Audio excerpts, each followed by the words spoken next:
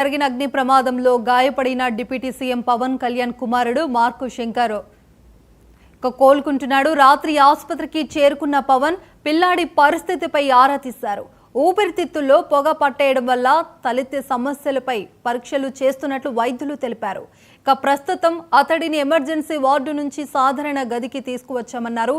మరో 3 రోజుల పాటు టెస్టులు చేయాల్సి ఉంటుందని వెల్లడించారు.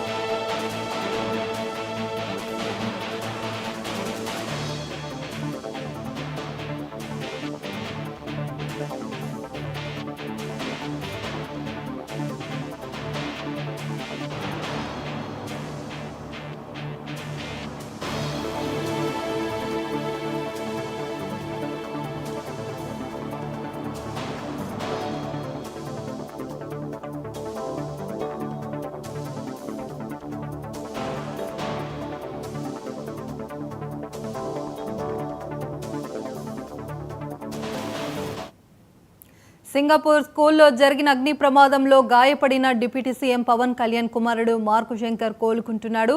రాత్రి ఆసుపత్రికి చేరుకున్న పవన్ పిల్లాడి పరిస్థితిపై ఆరా తీశారు. ఊపిరితిత్తుల్లో పొగ పట్టేయడం వల్ల తలెత్తే సమస్యలపై పరీక్షలు చేస్తున్నట్లు వైద్యులు తెలిపారు. ప్రస్తుతం అతడిని ఎమర్జెన్సీ వార్డు నుంచి సాధారణ గదికి తీసుకొచ్చామన్నారు. మరో 3 రోజుల పాటు టెస్టులు చేయాల్సి ఉంటుందని వెల్లడించారు.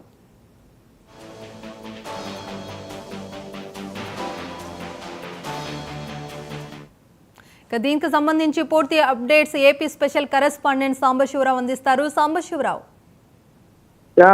మనం చూసుకున్నట్లయితే జనసేన పార్టీ అధ్యక్షులు డిప్యూటీ సీఎం గా ఉన్నటువంటి పవన్ కళ్యాణ్ కుమారుడికి ఏదైతే మార్క్ శంకర్ ఉన్నారో ఆయన ఆరోగ్య పరిస్థితి అయితే మాత్రం కుదురుపడిందని చెప్పాలి.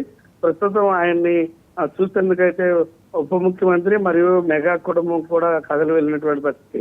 మెగాస్టార్ చిరంజీవితో పాటు సురేఖ కూడా నిన్న సాయంత్రం పవన్ కళ్యాణ్ వీరందరూ కూడా కలిసి నిన్న సింగపూర్ వెళ్ళినటువంటి పరిస్థితి. అక్కడ జరిగినటువంటి దురదృష్టకర సంఘటనకు సంబంధించి అక్కడ ఒక పిల్లవాడు కూడా మరణించాడంటూ కూడా అటు నిన్న పవన్ కళ్యాణ్ చెప్పడం జరిగింది.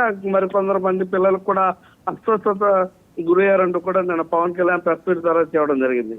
అందులో తన కుమారుడు కూడా ఉండటం, తన పెద్ద కుమారుడు పుట్టినరోజు, అదేవిధంగా చిన్న కుమారుడికి ఇలా జరగడం యాదృచ్ఛికంగా భావించాలి, అది ఒక పరిణామం అంటూ కూడా ఆయన చెప్పడం జరిగింది. ఇప్పటికీ మనం చూసుకున్నట్లయితే పవన్ కళ్యాణ్ చిన్న కుమారుడు అయినటువంటి మార్క్ శంకర్ పరిస్థితి అయితే అంటే ఆయన కాళ్ళు, చేతులు, మొహం ఇవి కాలినటువంటి పరిస్థితి. అదేవిధంగా ఊపిరితిత్తుల్లోకి భారీగా పొగ వెళ్లడం తోటి దానికి సంబంధించినటువంటి వైద్యం జరుగుతుంది. అదేవిధంగా ఆ పొగ ద్వారా వచ్చేటటువంటి రానున్నటువంటి రోజుల్లో ఆ పొగ ద్వారా ఊపిరితిత్తుల్లోకి వెళ్ళినటువంటి పొగ ద్వారా ఏదైనటువంటి వ్యాధులు కానీ ఇతరత్ర ఆరోగ్యానికి సంబంధించినటువంటి జబ్బులు వచ్చేటటువంటి అవకాశం ఉందా లేదా అనేది టెస్టుల ద్వారా కూడా చూస్తున్నట్టుగా కూడా తెలుస్తుంది. ప్రస్తుతం అక్కడికి సంబంధించి అటు ప్రధాని నరేంద్ర మోడీ మరియు చంద్రబాబు, రేవంత్ రెడ్డి, ఇతర కేటీఆర్ ఇలా అనేక మంది పెద్దలు కూడా ఆయనకి ఫోన్ చేసి మాట్లాడినట్టుగా కూడా చెప్పినటువంటి పరిస్థితి. ఎవరు కూడా అధైర్యపడవద్దు అనే విధంగా కూడా పవన్ కళ్యాణ్ చెప్పినటువంటి పరిస్థితి. అందరూ కూడా ప్రార్థనలు చేస్తున్నారు, అందరికీ థ్యాంక్స్ అంటూ కూడా చెప్పినటువంటి పరిస్థితి.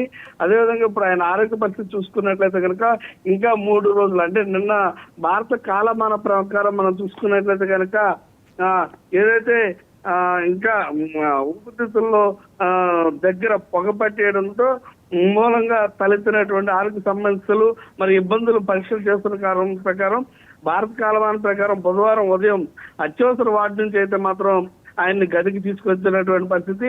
ప్రస్తుతం ఆయన ఇంకా 3 రోజుల పాటు ఆ గదిలోనే ఉండి చికిత్స తీసుకోవాల్సినటువంటి పరిస్థితి ఉంటుందంటూ 3 రోజుల తర్వాత తన ఆరోగ్య పరిస్థితి పైన నెక్స్ట్ ఏం చేయాలనే దానిపైన కూడా సమాచారం ఉంటుందని కూడా మనకు తెలుస్తున్నటువంటి పరిస్థితి. మొత్తంగా ఏదైతే ఇటు పవన్ కళ్యాణ్ కుమారుడికి ఈ యొక్క దురదృష్ట ఘటనకు సంబంధించి రాష్ట్ర వ్యాప్తంగా కూడా అటు మెగాభిమానులతో పాటు జనసేన పార్టీ సానుభూతి పని కావచ్చు, రాష్ట్ర ప్రజలు కూడా ఆందోళన వ్యక్తం చేస్తున్నటువంటి పరిస్థితి. అందరూ కూడా మీ అందరూ ఆశీర్వాదాలు కావాలంటూ కూడా పవన్ కళ్యాణ్ చెప్పినటువంటి విధానం కూడా అందరూ కూడా ఇప్పుడు ప్రస్తుతం చూసుకున్నట్లయితే వాళ్ళ దేవాలయాల్లో పూజలు అవి కూడా చేస్తున్నటువంటి పరిస్థితి. Parveen. Right, thank you Sambasivarao.